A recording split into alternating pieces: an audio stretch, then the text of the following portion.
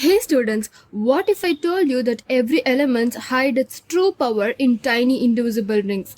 As the way electrons spin around the nucleus in their secret shells determines how elements behave, burn and even explode into fireworks.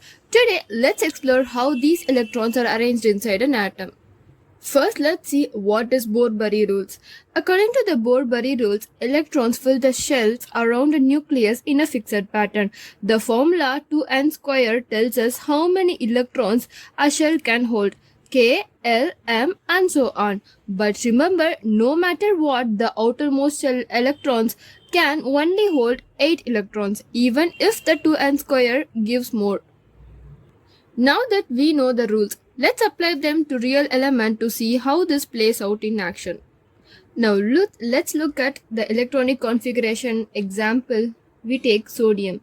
So the atomic number of the sodium is 11. So sodium has 11 electrons. According to the rules, we fill the K shell first with 2 electrons and L shell with 8 electrons, and the remaining one goes to the M shell. So that gives us the configuration 281.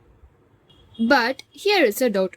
Why does this arrangement matter? That takes us to a very important concept, valency. Valency tells us how an element will react. It's all about the outermost shell. Sodium has 1 electron in its last shell, so its valency is 1. That's why it loves to give away that electron and form bonds, so that it can become stable.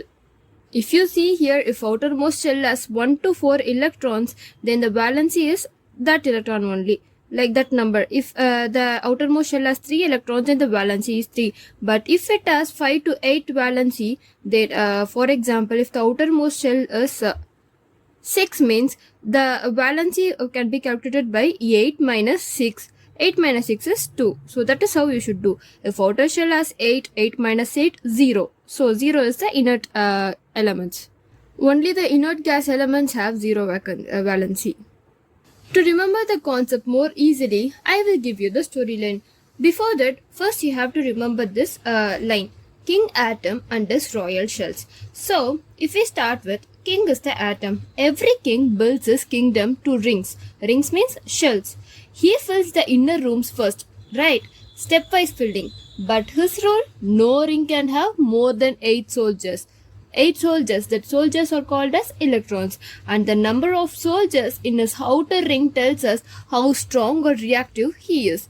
So just think of an atom as a king ruling over circular kingdoms. He fills his inner rooms before moving outwards, and his power lies in the number of soldiers, electrons in his outermost ring. That's his valency. So that's all for today. Let's see in the other session. Until then, stay curious and keep asking why. Thank you.